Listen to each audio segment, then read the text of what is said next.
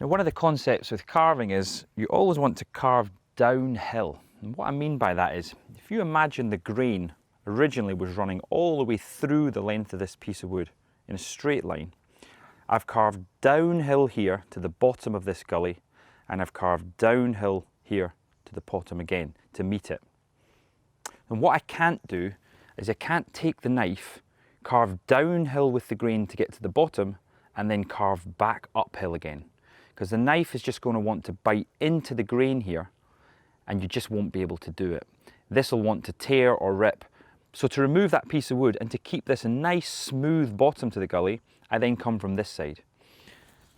And I try to come all the way down to meet that piece of wood exactly in the same place. So an area like this always requires you to come a little bit from this side down to the bottom, so carving downhill again to the bottom of the gully, and then you spin it round and you carve up again to meet the other side.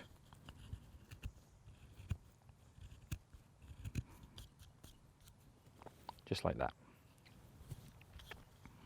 Now when you get into carving using tools like this, if your hands aren't used to it, undoubtedly there's a danger of blisters and that kind of thing. Now my hands are used to years of this type of work. It's not really a problem for me.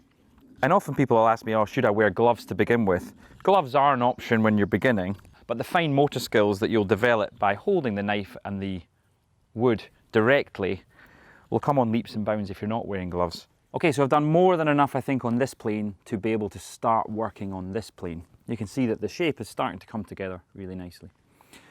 Now, another little rule in wood carving that's really useful to bear in mind is, if you look at this plane, you'll notice that it's wide here, it's narrow here, and then it widens off again.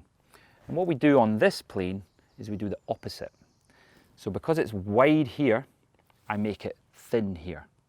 Because it's narrow here, I make it wider here. Because it widens out again, then I can afford to go a little bit narrower. And to illustrate that point, I'll show you this spoon, because you can see I've got a nice wide bowl and it's very thin.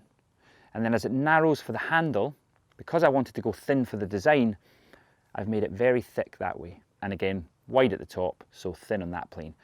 And that is functional because it gives strength to all of the elements, but it seems to work really well to the eye, and it just adds a little bit of beauty to the finished product.